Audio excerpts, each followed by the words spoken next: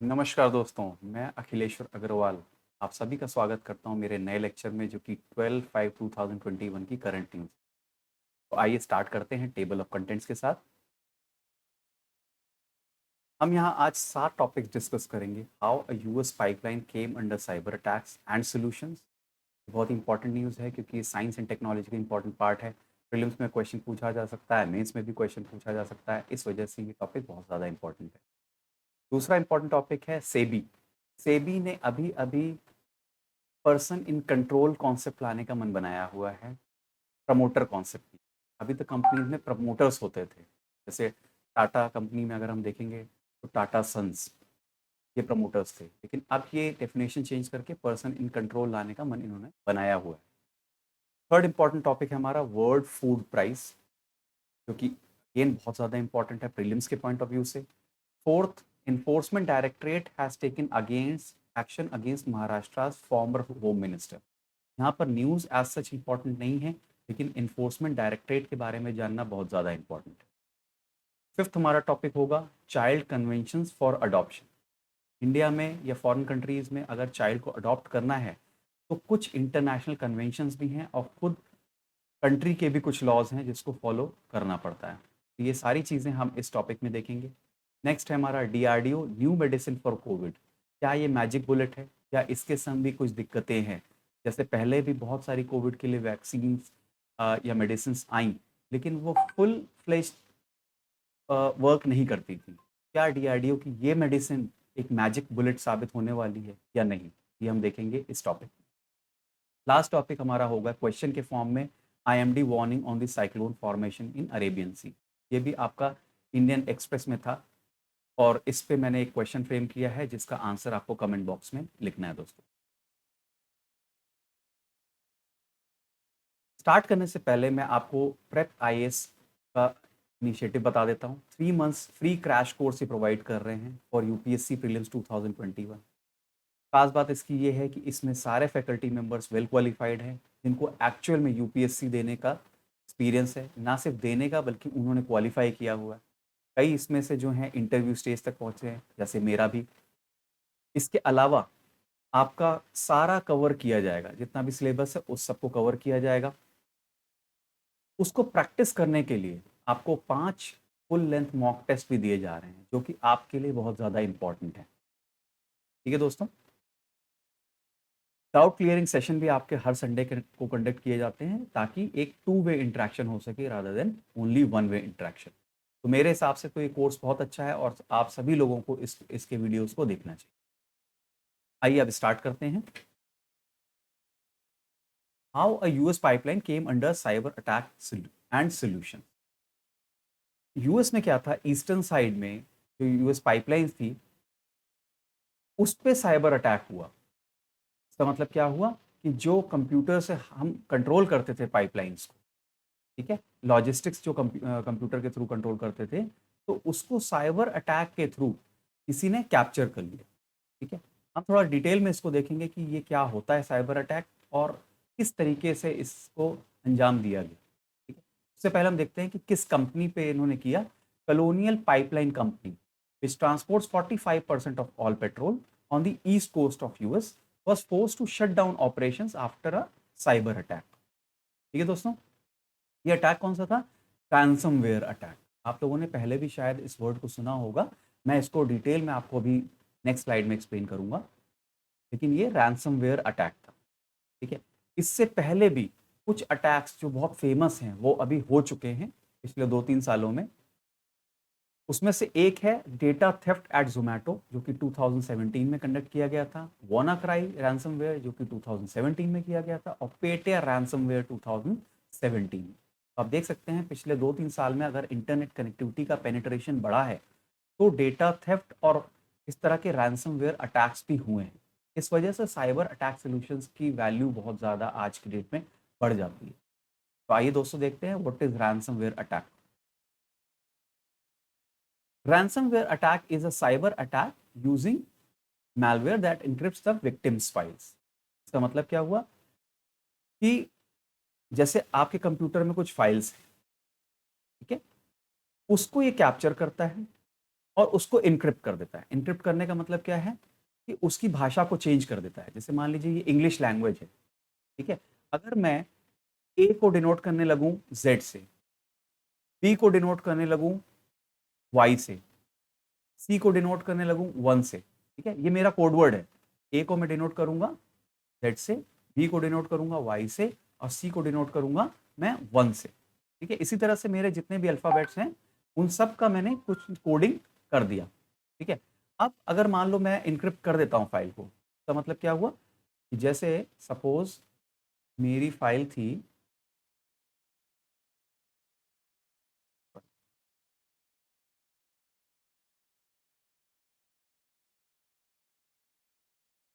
जैसे मेरी फाइल थी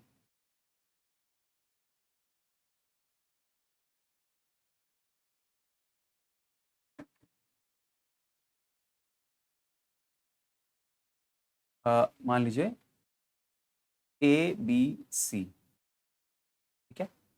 ए बी सी मेरी फाइल थी, लेकिन मैं इसको इनक्रिप्ट कैसे करूंगा? ए को मैं कह दूंगा, बी को जहां जहां बी आएगा उसको मैं लिखूंगा वाई, और जहां जहां भी मेरे फाइल में सी आएगा उसको मैं लिखूंगा वन। अब अगर मान लो मैं किसी को फाइल दूं ZY1, तो उसका क्या रेलेवेंस है? तो कोई रेलेवेंस नहीं है, ABC का रेलेवेंस है, ठीक है। तो अगर किसी के पास भी ये फाइल जाएगी उसको समझ में नहीं आएगा what is exactly the content inside. इसको बोलते हैं इंक्रिप्शन। अब रैंसमवेयर क्या करता है कि किसी भी फाइल को, जो इंपॉर्टेंट फाइल्स हैं, उसको इनक्रिप्ट कर देता है, मतलब उसकी लैंग्वेज को चेंज कर देता है, उसको कोडिफाई कर देता है। उसके बाद वो कहता है कि डिक्रिप्ट तो मैं ही कर सकता हूं इसको, क्योंकि मेरे पास इसका कोड है। डिक्रिप्ट करने के लिए वो कुछ पैसे जो है ओरिजिनल फाइल कीपर से मांगता है, ठीक है। मतलब मेरी ही फाइल के लिए वो मुझसे ही पैसे मांग रहा है। That is called ransomware attack, ठीक है दोस्तों। I hope it is clear to you. अब रैंसमवेयर ये तो काम करता ही है, लेकिन इस केस में जो अभी अटैक हुआ है उसमें क्या हुआ है कि हैकर्स ने धमकी दी है कि हम आपका डेटा भी लीक कर सकते हैं। अगर आपने हमें पैसे नहीं दिए तो हम आपका डेटा लीक कर देंगे। पहले के केसेस में क्या होता था कि वो ये कहता था कि अगर आपने पैसे नहीं दिए तो हम आपकी फाइल को हमेशा हमेशा के लिए इनक्रिप्ट कर देंगे, डिक्रिप्ट आप कभी नहीं कर पाएंगे। इसका मतलब आप कभी भी अपनी फाइल को एक्सेस नहीं कर पाएंगे। लेकिन इस अटैक में इन्होंने ये भी धमकी दी है कि हम आपका डेटा लीक कर देंगे, ठीक है। और इसके पीछे ये माना जा रहा है कि रशिया बेस्ड क्रिमिनल गैंग है जिसका नाम है डार्क साइड। ओके दोस्तों, तो आप देख सकते हैं कि यूएस और रशिया में हमेशा एक कॉन्फ्लिक्ट सा चलता रहता है। तो रशिया वाले जो हैं साइबर अटैक करते हैं यूएस पे, उसी का ये एक एग्जाम्पल हो सकता है। अब क्योंकि पाइपलाइन का फंक्शन डिसरप्ट हो गया, इसलिए ये पेट्रोल प्राइसेस को इसने बढ़ा दिया है, ना सिर्फ यूएस में बल्कि इंडिया में भी, ठीक है। क्योंकि पेट्रोल प्राइसेस अगर बढ़ते हैं तो ऑल ओवर इंडिया वो बढ़ते हैं, ठीक है दोस्तों। आप देख सकते हैं कि एक रैंसमवेयर अटैक की वजह से प्राइसेस पे कितना फर्क पड़ रहा है और ग्लोबल सिनेरियो में कितना ज्यादा फर्क। अब सॉल्यूशंस देख लेते हैं दोस्तों इस प्रॉब्लम का। Employing a zero trust security framework, ये वर्ड आपको याद रखना है, जीरो ट्रस्ट सिक्योरिटी फ्रेमवर्क। अभी मैं मतलब बताता हूं आपको इसका। इसका मतलब ये होता है कि आप किसी पे भी ट्रस्ट नहीं करेंगे। ऑर्गेनाइजेशन में चाहे सीईओ हो, चाहे वहां का चपरासी हो, ठीक है। For every user you will have stringent access control policy. मतलब आप उसका आईडी, पासवर्ड, ठीक है, ये सारी चीजें जो है आप उसको देंगे और उसी के थ्रू वो एक्सेस कर सकता है, ठीक है। और पासवर्ड भी सिंपल पासवर्ड नहीं होगा, थोड़ा सा कॉम्प्लेक्स पासवर्ड होगा जो कि प्रिडिक्ट करना मुश्किल होगा, ठीक है। यहाँ आर्टिफिशियल इंटेलिजेंस का भी यूज कर सकते हैं to make the passwords, okay, और to find out whether the password is simple और कॉम्प्लेक्स। तो zero trust security framework. Second जो मेजर है वो है क्लाउड एक्सेस सिक्योरिटी ब्रोकर्स। ये क्या है दोस्तों? देखिए मैं समझाता हूं आपको। आप यूजर हैं, ठीक है, और ये क्लाउड है। क्लाउड का मतलब क्या हो गया? क्लाउड का मतलब होगा जैसे जैसे गूगल ड्राइव है। आप सभी लोग गूगल ड्राइव यूज करते होंगे, तो गूगल ड्राइव क्लाउड है। मतलब कोई जो थर्ड पार्टी है वो उसको होस्ट कर रही है, वहां आप अपना डेटा जा करके सेव कर रहे हैं। जब भी आप अपना कोई डेटा गूगल ड्राइव पे सेव करते हैं, वो थर्ड पार्टी के सर्वर पे जाके सेव हो रहा है, ठीक है, जो आपके कंट्रोल में नहीं है। ओके दोस्तों, तो इसके बीच में अब देखिए, इस पे आपका कंट्रोल है नहीं, क्लाउड पे आपका कंट्रोल है नहीं, ठीक है। यूजर की तरफ से आप सिर्फ डेटा भेज सकते हैं। आप क्या कर सकते हैं, बीच में एक cloud access CPAB, cloud access security broker का इस्तेमाल कर सकते हैं, जहां पर आप अपनी सिक्योरिटी मैकेनिज्म को इंप्लीमेंट कर सकते हैं। ठीक है दोस्तों, अगर आप नॉन कंप्यूटर साइंस बैकग्राउंड के हैं तो थोड़ा सा ये चीज समझना मुश्किल है, लेकिन सिर्फ आप इतना समझिए कि एक यूजर है और एक गूगल ड्राइव है। गूगल ड्राइव पे आपका कोई कंट्रोल नहीं है, लेकिन बीच में अगर आपने कोई एक मैकेनिज्म बना दिया, ठीक है, उस पे आपका कंट्रोल है, आप वहां अपनी सिक्योरिटी पॉलिसीज को इंप्लीमेंट कर सकते हो। ठीक है दोस्तों, अब इंडिया ने भी कुछ स्टेप्स लिए हैं, क्योंकि ये एक वर्ल्ड वाइड प्रॉब्लम है। आप देख सकते हैं, cyber security project such as national cyber coordination centre, national critical information infrastructure protection centre, ये दो सेंटर्स बनाए हैं, और कंप्यूटर इमरजेंसी रिस्पांस टीम। ठीक है, तो ये सेंटर्स बनाए हैं जहां इन्होंने एक्सपर्ट्स को हायर किया हुआ है इस चीज को देखने के लिए कि कहीं कोई बाहर की कंट्री से या अपनी कंट्री से भी कोई साइबर अटैक तो नहीं हो रहा। अच्छा, अगर साइबर अटैक हो गया तो उसका क्या सोल्यूशन है। ठीक है, इसके अलावा ये पॉलिसीज भी बनाते हैं कि किस तरह से साइबर क्राइम्स को रोका जाए। ठीक है, आगे चलते हैं दोस्तों। सेकेंड टॉपिक भी काफी इंपॉर्टेंट है, SEBI pitches for bringing in person in control. अभी तक प्रमोटर कॉन्सेप्ट यूज करते थे, ठीक है, जैसे मैंने आपको अभी थोड़ी देर पहले बताया कि टाटा टाटा ग्रुप की अगर हम बात करें तो उसके प्रमोटर्स कौन है, टाटा सन्स। ठीक है, ये क्या है, प्रमोटर्स हैं। लेकिन अब से भी कह रहा है कि प्रमोटर्स की जगह हम एक कॉन्सेप्ट लाएंगे, पर्सन इन कंट्रोल। डिटेल में देखेंगे कि इसमें क्या फर्क है इन दोनों कॉन्सेप्ट्स में। ठीक है, अभी फिलहाल सेबी ने कंसल्टेशन पेपर लाया है, मतलब इसको अभी लॉ नहीं बनाया है या इसको अभी रूल्स नहीं बनाया है, सिर्फ कंसल्टेशन पेपर लेकर के आए हैं। ठीक है, इन्होंने एक बात और कही है कि मिनिमम लॉक इन पीरियड्स को भी हम रिड्यूस करें। मैं अभी आपको समझाता हूँ ये क्या होता है। जब भी कोई कंपनी स्टैब्लिश होती है, कुछ साल के बाद जब वो एक्सपैंड होने लग जाती है, कंपनी जब बड़ी होने लग जाती है, तो उसको कैपिटल एक्सपेंशन के लिए, कैपिटल एक्सपेंशन का मतलब जैसे मान लीजिए मेरा इंडिया में बिजनेस है, लेकिन मुझे अपने बिजनेस को यूएस में एक्सपैंड करना है, तो मैं क्या करूंगा, मेरे पास पैसे की कमी है, तो मैं बोर्सेस पे जाऊंगा, मतलब कैपिटल मार्केट में जाऊंगा, जिसको बोलते हैं हम शेयर मार्केट। वहां पर मैं अपने शेयर्स को बोर्सेस पे पुट कर दूंगा, और वहां जो आम पब्लिक है, जैसे आपके जैसे और मेरे जैसे, वो उन शेयर्स को खरीदेगी। शेयर्स को जब खरीदेंगे तो वो पैसा कंपनी के पास आएगा। जब कंपनी के पास वो पैसा आएगा तो वो कंपनी उस पैसे को अपने एक्सपेंशन के लिए लगाएगी।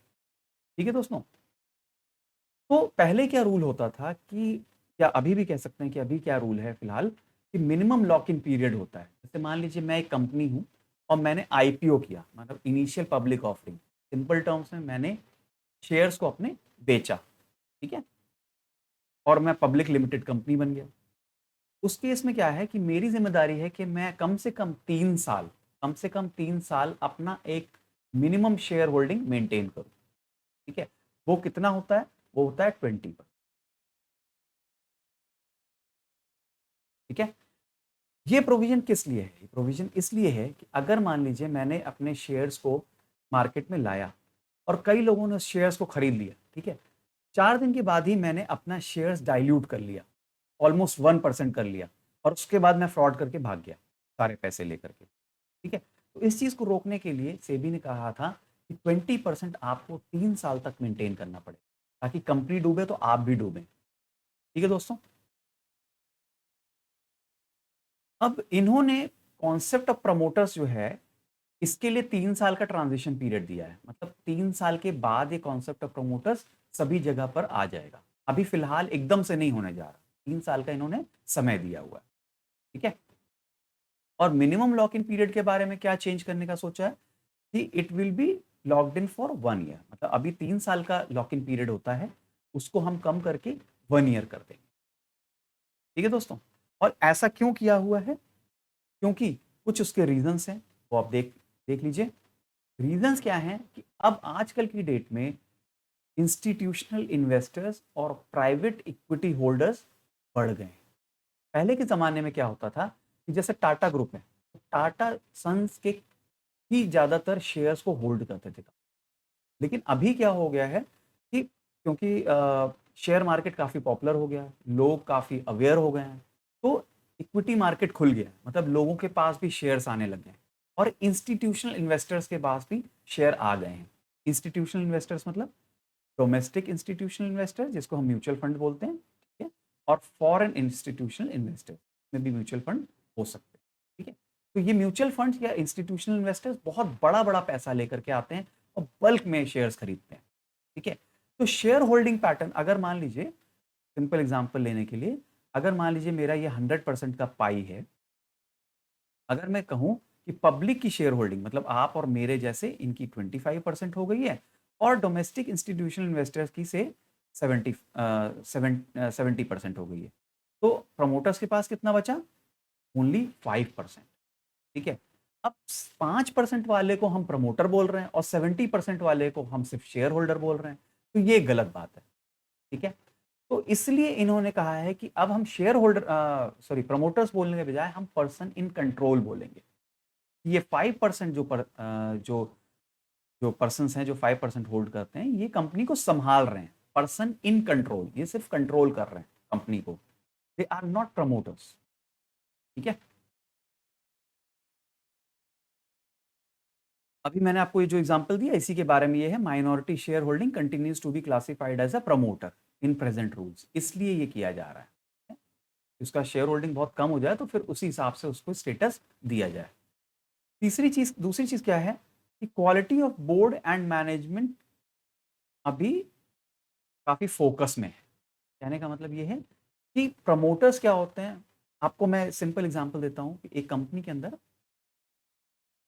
3 पार्ट्स होते हैं, मोटा मोटा समझा रहा हूं आपको। पहले होते हैं प्रमोटर्स, दूसरे होते हैं बोर्ड ऑफ मैनेजमेंट, तीसरा होता है शेयर होल्डर,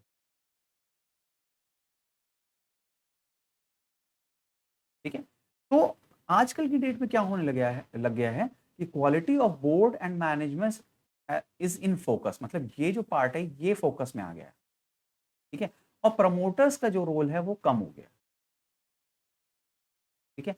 प्रमोटर्स का रोल कम हो गया। अब प्रमोटर्स का रोल कम हो गया तो why we should call it as promoter, we should call it as person in control, ठीक है। मतलब जो इसका चेयर पर्सन होगा उसके पास होगा ये, बाकी जो हैंडलिंग है, जो कंपनी को चलाने का जिम्मा है, वो बोर्ड ऑफ मैनेजमेंट के पास हो। ठीक है दोस्तों। तो कुल मिला के आपको ब्रॉडली मैं ये बोलना चाहता हूं कि ये वर्ड्स की कॉन्सेप्ट, ये वर्ड्स का चेंज है, बहुत ज्यादा चेंजेस नहीं आने वाले हैं, सिर्फ वर्ड्स को चेंज कर, ठीक है। और 3 साल जो हमारा लॉक इन पीरियड होता था उसकी जगह हम 1 साल करने वाले, ओके। तो ये आपको पता होना चाहिए एग्जाम के पॉइंट। नेक्स्ट चलते हैं दोस्तों, थर्ड है हमारा word food price. Word food price क्यों इंपॉर्टेंट है? प्रीलिम्स के पॉइंट ऑफ व्यू से बहुत ज्यादा इंपॉर्टेंट है। इंपॉर्टेंट इसलिए है क्योंकि इसको Nobel prize for food and agriculture माना जाता है। जैसे नोबल प्राइज होता है उसी तरीके से फूड एंड एग्रीकल्चर में जो प्राइज होता है वर्ल्ड फूड प्राइज, इन दोनों का सेम स्टेटस। न्यूज में क्यों था? क्योंकि doctor Shakuntala Harak Singh became the first woman of Indian descent to receive this award। तब इंडियन डिसेंट की पहली महिला हैं जिनको ये अवार्ड मिला है। और कैश कितना प्राइस है इसका? $250,000, ठीक है। किस लिए मिला है? Benefits of fish for diets health and livelihoods across the global south, मतलब फिशरीज का क्या क्या बेनिफिट हो सकता है for health and for livelihood, इसके बारे में इन्होंने रिसर्च रिपोर्ट लिखी, इस वजह से इन्हें ये प्राइज अवार्ड हुआ है, ठीक है दोस्तों।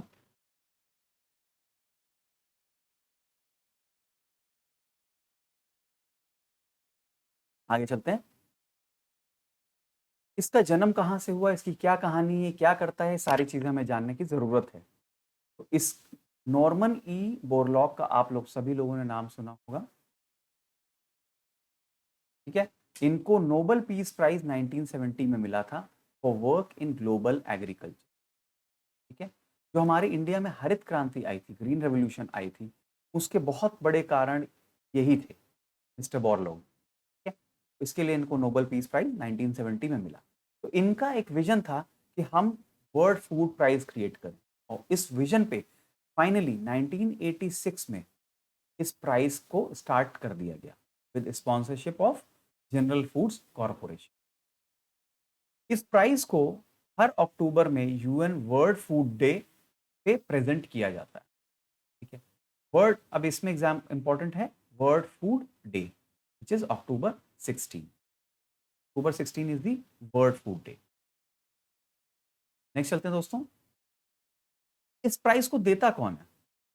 World food prize foundation. Important चीज है, आपको रिमेंबर होनी चाहिए, ये एक non government organisation, again this fact is important. Every year मतलब एनुअली इसको प्रेजेंट किया जाता है, ये भी एक इंपॉर्टेंट फैक्ट है। कई प्राइजेस क्या होता है, बाई एनुअली होते हैं, ठीक है, लेकिन ये एनुअली है। और कहाँ प्रेजेंट किया जाता है? Iowa, Iowa is the name of the place, ठीक है। और ये जो प्राइस है, इसका रिलीजियन, रेस, नेशनैलिटी या पॉलिटिकल बिलीफ से कोई मतलब नहीं। आप किसी भी रिलीजन के हो, आपको ये अवार्ड मिल सकता है, ठीक है। ये अवार्ड जो होता है किस किस फील्ड के लिए मिलता है, किस किस फील्ड में अगर आप काम करते हैं तो आपको मिल सकता है। बहुत सारे फील्ड हैं, फूड से रिलेटेड कोई भी चीज है उसमें मिलता है, जैसे food processing, transportation, storage, even economics, finance और पॉलिसी एनालिसिस के लिए भी मिलता है, ठीक है। तो कोई भी काम आप फूड डेवलपमेंट के लिए कर रहे हैं या फूड सिक्योरिटी या न्यूट्रिशन सिक्योरिटी के लिए कर रहे हैं, आपको ये प्राइस मिल सकता है, ठीक है दोस्तों। बहुत इंपॉर्टेंट टॉपिक है प्रीलिम्स के पॉइंट ऑफ व्यू से, मैं फिर से आपसे बोल रहा हूँ। नेक्स्ट चलते हैं, एक क्वेश्चन मैंने आपसे पूछा हुआ है, जल्दी से इसको करते हैं। Which of the following is correct? The prize is given by World Food Prize Foundation, a non government organisation. The statement is true और false? The statement is true. अभी हमने देखा कि नॉन गवर्नमेंट ऑर्गेनाइजेशन है world Food Prize Foundation, ठीक है दोस्तों। दूसरा है इकोनॉमिस्ट, यहाँ पर वर्ड मिस हो गया, economist doctor Shakuntala Harak Singh won the prize for 2021। अब देखिए, एक नजर में आपको लग रहा होगा ये ऑप्शन सही है, लेकिन आप ध्यान से इसको पढ़िए, यूपीएससी इस तरह से बड़ा कंफ्यूज करता है।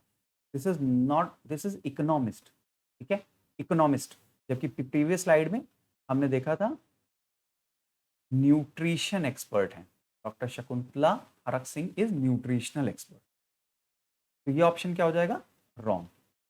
Option A is only correct. तो यूपीएससी इस तरह से कंफ्यूज करता है, आपको ध्यान से ऑप्शंस को देखना है। नेक्स्ट चलते हैं दोस्तों, enforcement directorate has taken action against Maharashtra former home minister. This news is as such not important, but enforcement directorate is important for us, ठीक है। ये काफी न्यूज में रहता है, आप पेपर पढ़ेंगे बार बार ईडी का जिक्र आता है, ठीक है।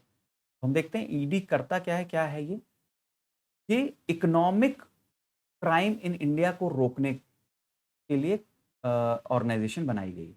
जो भी इकोनॉमिक क्राइम होते हैं इंडिया में, उसको रोकने के लिए या उसको इन्वेस्टिगेट करने के लिए ये एक लॉ इन्फोर्समेंट एजेंसी है, ठीक है। It is administered by department of revenue under ministry of finance. Very important question इसमें पूछा जा सकता है कि क्या it is administered by some other department under ministry of finance, ठीक है। It is department of revenue, आपको याद रखना है। एक क्वेश्चन यूपीएससी में इसी तरीके का आया था। ED has its headquarters in new Delhi, new Delhi में इसका हेडक्वार्टर्स है, and has many regional offices all over the country. इसको हेड कौन करता है? IRS office. आपको पता ही होगा, एग्जाम जो आप दे रहे हैं उसमें आईएएस, आईपीएस, आईआरएस या आईएफएस, ये इस तरह की जो टॉप नोच पोस्ट है, IRS is one of the top नोच पोस्ट। तो अगर आप आईआरएस ऑफिसर बनते हैं तो आप डायरेक्टरेट ऑफ एनफोर्समेंट के हेड भी बन सकते हैं, ओके दोस्तों। इसके फंक्शंस क्या होते हैं एनफोर्समेंट डायरेक्टरेट के? It investigates violations of FEMA, मैं अभी डिटेल में नहीं जा रहा फेमा के अंदर, लेकिन इट इज इंपॉर्टेंट टॉपिक। हम कुछ कभी और इसको डिस्कस करेंगे फेमा। तो फेमा के वायलेशंस को इन्वेस्टिगेट करता है। Prevention of money laundering act 2002 के अंडर में जो प्रोविजंस है उनको इन्फोर्स करता है और उनको इन्वेस्टिगेट करता है दोस्तों। ठीक है। फ्यूजिटिव इकोनॉमिक ऑफेंडर्स एक्ट 2018 को इन्फोर्स करता है। ये जो लॉ आया था, ये आया था आपका नीरव मोदी केस, आपको पता होगा नीरव मोदी और माल्या, ये दोनों भाग गए थे। ठीक है, फ्रॉड यहाँ इंडिया में करके मजे से भाग गए ये। ठीक है, तो इनकी प्रॉपर्टी को जब्त करने के लिए गवर्नमेंट ऑफ इंडिया ने 2018 में बिल्कुल नया law fugitive economic offenders act लेकर के आए थे। ठीक है, इसके अलावा ये फेरा फॉरेन एक्सचेंज रेगुलेशन एक्ट 1973 को भी रेगुलेट करता है। अब ये एक्चुअली फेरा जो है ये नहीं रह गया, फेरा की जगह फेमा आ गया है। ठीक है, लेकिन जो पुराने केसेस हैं अभी भी वो चल रहे हैं, इसलिए हम कहते हैं अभी भी फेरा को इन्फोर्समेंट डायरेक्टरेट हैंडल कर रहा है। ठीक है, एक और लॉ है conservation of foreign exchange and prevention of smuggling activities act 1974, इसको भी ये एनफोर्स करता है। ठीक है, आगे चलते हैं। तो हमारा नेक्स्ट टॉपिक है चाइल्ड कन्वेंशन फॉर अडॉप्शन। एक इंपॉर्टेंट टॉपिक है प्रीलिम्स के पॉइंट ऑफ व्यू से और मेंस के पॉइंट ऑफ।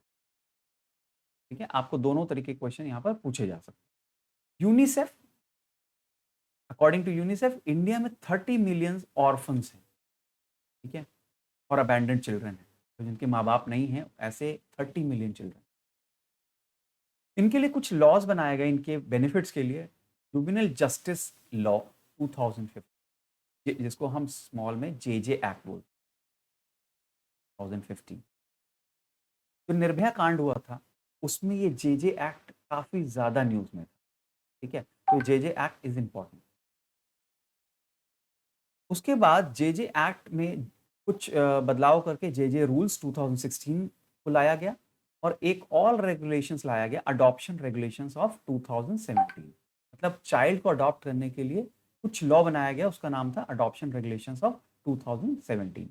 इसने एक एजेंसी स्टैब्लिश की, इस लॉ ने सेंट्रल अडॉप्शन रिसोर्स अथॉरिटी, कारा। ठीक है, कारा ये एक स्टैचुरी बॉडी है। अगेन एग्जाम के पॉइंट ऑफ व्यू से इंपॉर्टेंट कि स्टैचुरी है या कॉन्स्टिट्यूशनल। ठीक है, इट्स अ स्टैचुरी बॉडी जो कि क्या काम करती है, इंट्रा कंट्री और इंटर कंट्री अडॉप्शंस को मॉनिटर करती है। मतलब कंट्री के विद इन अडॉप्शंस और दो कंट्रीज के बीच में चिल्ड्रंस का अडॉप्शन को ये मॉनिटर करती है। इंडिया ने Hague convention on protection of children भी साइन कर रखा है। ये एक इंटरनेशनल कन्वेंशन है और ये किस बारे में है, इंटर कंट्री अडॉप्शंस के बारे में। एक से दूसरे कंट्री के बीच में अगर किसी चाइल्ड को अडॉप्ट किया जाता है तो उसके बारे में। इसके अलावा India is also signatory to UN convention on rights of the child. ये सारे इंपॉर्टेंट फैक्ट्स हैं, आपको आपको याद होने चाहिए। प्रीलिम्स में आपसे क्वेश्चन पूछा जा सकता है, India has signed these conventions. First, Hague Convention on Protection of Children. Second, UN Convention on Rights of the Child. Which of the following is correct? A only, B only, A and B only, none of the following. The answer is A and B only. A and B both. ठीक है, इस तरह के questions पूछे जा सकते हैं दोस्तों।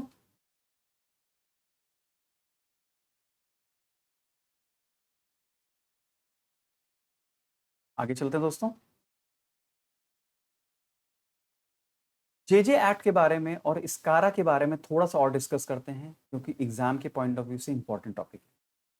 जुवेनाइल जस्टिस एक्ट एक सेक्युलर लॉ है। इन इंपॉर्टेंट, सेक्युलर लॉ का मतलब ये है कि चाहे आप मुस्लिम धर्म से हो, चाहे क्रिश्चियन धर्म से हो, या जूइश हो, या कोई भी हो, आप इस जेजे एक्ट के अंडर में चाइल्ड अडॉप्शन कर सकते हैं। मजे की बात यह है कि जेजे एक्ट 2015 में आया था। इससे पहले कोई कम्युनिटी वाइज अडॉप्शंस होते थे। ठीक है, और कई कम्युनिटीज के लिए अडॉप्शन के लॉज बने ही नहीं हुए थे। इसका मतलब मान लीजिए फॉर एग्जाम्पल मैं ज्यू हूँ, तो मैं शायद, क्योंकि मेरे लिए कोई लॉ नहीं है, तो मैं अडॉप्ट कर ही नहीं सकता चाइल्ड। तो 2015 में सारे लोगों के लिए ये लॉ आ गया। उससे पहले हिंदूज के लिए Hindu adoption and maintenance act 1956 पहले से ही बना हुआ था। ठीक है, अगर कोई पर्सन इसकी अवहेलना करता है जे एक्ट की, तो उसको 3 साल की जेल, 1 लाख का मुआवजा या दोनों चीजें हो सकती है। ठीक है। अब कारा ने अपनी फंक्शनिंग करने के लिए, कारा क्या है, कारा है अडॉप्शन के लिए, चिल्ड्रन को अडॉप्शन के लिए देती है ये ऑथोराइज करती है। ठीक है। और फैसिलिटेट करती है। तो इसने एक वेबसाइट बनाई है, वेबसाइट समझ सकते हैं, child adoption resource information and guidance system, जिसको बोलते हैं केयरिंग्स। ठीक है। क्या होता है कि मान लीजिए मैं पेरेंट हूं और मुझे चाइल्ड अडॉप्ट करना है, तो मैं क्या करूंगा, अपनी प्रोफाइल जो है इस पे केयरिंग्स पे बनाऊंगा, अपनी सारी डिटेल्स इस पे डालूंगा। उसके बाद स्पेशलाइज्ड अडॉप्शन एजेंसीज होती हैं जो मेरा प्रोफाइल चेक करेंगी, मेरा क्रिमिनल बैकग्राउंड चेक करेंगी, मेरे बारे में स्टडी करेंगी, और उसके बाद मुझे या तो अप्रूवल देंगी या मुझे अप्रूवल नहीं देंगी। अगर मुझे अप्रूवल दिया तो एक सीनियरिटी लिस्ट बनाई जाती है। ठीक है। और उस सीनियरिटी लिस्ट के हिसाब से चिल्ड्रंस को थोड़े दिन के लिए उनको सौंप दिया जाता है। ठीक है। थोड़े दिन के लिए सौंप दिया जाता है, लेकिन लीगली सौंपा नहीं जाता, जस्ट इनफॉर्मली। ओके। जब एक बार ये साबित हो जाता है कि you have the capability of becoming a good parent, तो क्या होता है, इस कोर्ट से ऑर्डर निकाल करके लीगली आपको वो बच्चा सौंप दिया जाता है। ठीक है दोस्तों, आपको समझ में आ गया होगा। नेक्स्ट जो पैराग्राफ है उसमें मैंने बताया हुआ यही प्रोसेस सेम है, लेकिन नॉन रेजिडेंट पर्सन के लिए भी जे एक्ट अप्लाई होता है। ये इंपॉर्टेंट क्वेश्चन हो सकता है प्रीलिम्स के लिए, कि whether it is applying to non resident person और नॉट। Yes, it applies. ठीक है।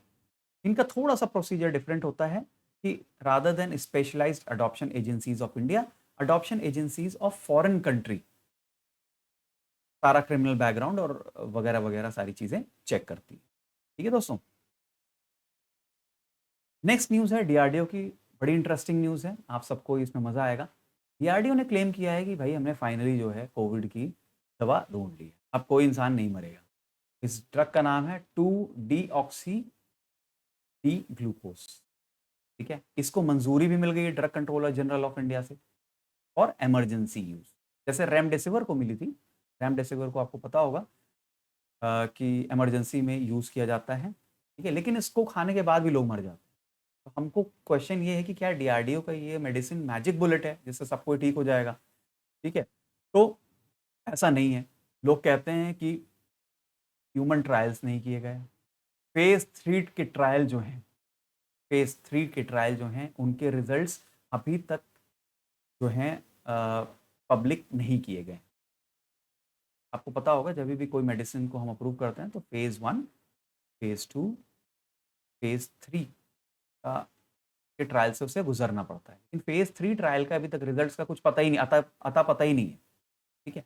दूसरा रीजन क्या है जो लोग अपोज कर रहे हैं, वो ये है कि it is unapproved anti cancer drug.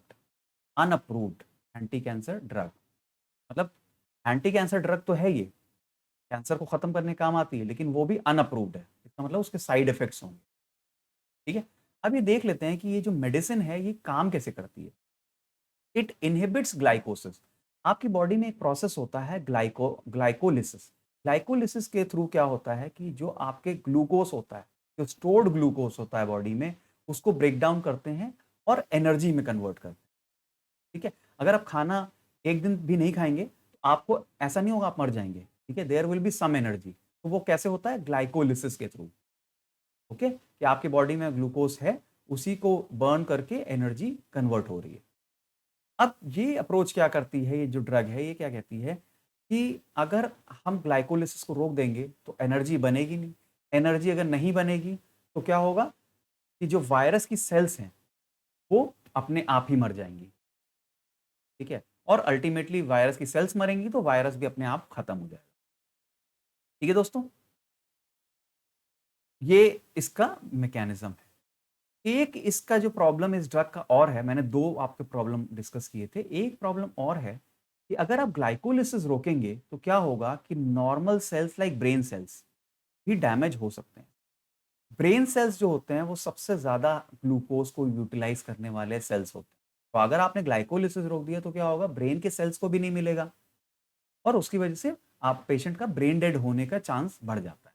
ठीक है दोस्तों, तो ये मैजिक बुलेट नहीं है, इसके भी कई प्रॉब्लम्स हैं। एक क्वेश्चन मैंने पूछा हुआ है कि 2-डीऑक्सी डी ग्लूकोज जो अभी ड्रग की हम बात कर रहे थे उसको किसने डेवलप किया है? Nuclear medicine allied sciences, a lab of the DRDO and doctor Reddy laboratories Hyderabad as jointly developed. मतलब क्या इन दोनों ने जॉइंटली डेवलप किया है या डीआरडीओ ने अकेले डेवलप किया है? तो मैं बता देता हूं आपको, इन दोनों ने मिलकर के इसे डेवलप किया, तो this option is correct. Second option क्या कहता है? Centre for cellular and molecular biology is located at Chennai. नहीं, ये गलत है। ये लोकेट करता है हैदराबाद। ये प्योर फैक्ट है, आपको रिमेंबर होना चाहिए। ये पीसीएस में भी आ सकता है और आपके आईएएस के प्रीलिम्स में भी इंपॉर्टेंट है। Answer is A only. ठीक है दोस्तों, नेक्स्ट आते हैं। जैसा कि मैं आपसे हमेशा एक क्वेश्चन की डिमांड करता हूं कि मेरी तरफ से आपके लिए एक क्वेश्चन है कि पहले मैं आपको बता देता हूं कि न्यूज़ क्या थी। न्यूज़ में ये था, आईएमडी ने अभी प्रेडिक्ट किया है कि अरेबियन सी में कुछ इस तरह की कंडीशंस डेवलप हो रही हैं कि वहाँ साइक्लोन आने की चांस बढ़ रहे हैं। उन्होंने फिशरमैन से भी बोला है कि अभी इस समय आप सी में मत जाएं। ठीक है, तो उसी से रिलेट करके मैंने क्वेश्चन फ्रेम किया है कि what which of the following statements about tropical cyclone is true. कौन कौन सी ऑप्शंस इसमें करेक्ट हैं? It is characterised by low pressure centre, counter clockwise wind flow in the northern hemisphere while clockwise wind flow in the southern hemisphere. ठीक है, number of cyclones in Arabian sea outnumber the cyclones in bay of Bengal. मतलब Arabian सी में cyclone की मात्रा ज्यादा है बे of Bengal से। आपको बताना है कि तीन ऑप्शंस में कौन से ऑप्शन, कौन कौन से कॉम्बिनेशन के ऑप्शंस करेक्ट हैं, and you can write this answer in the comment box. ठीक है, इससे आपकी एक्सरसाइज होगी, इसलिए मैं आपको देता हूँ क्वेश्चन। आंसर तो मैं आपको बता ही देता हूँ। तो waiting for the previous lecture answer, उसका आंसर है आउटर स्पेस ट्रीटी 1967। मैंने प्रीवियस लेक्चर में क्वेश्चन क्या पूछा था कि चार मैंने आपको प्रपोजल्स या ट्रीटी दे दी थी और उसमें से पूछा था कि कौन सी ट्रीटी या प्रपोजल फोर्स में आ चुका है, दैट इज इन्फोर्स्ड। तो उसमें से चार में से सिर्फ एक ट्रीटी इन्फोर्स्ड है, आउटर स्पेस ट्रीटी 1967। बाकी कोई भी फोर्स में नहीं आया। ठीक है दोस्तों, thank you so much for listening to me.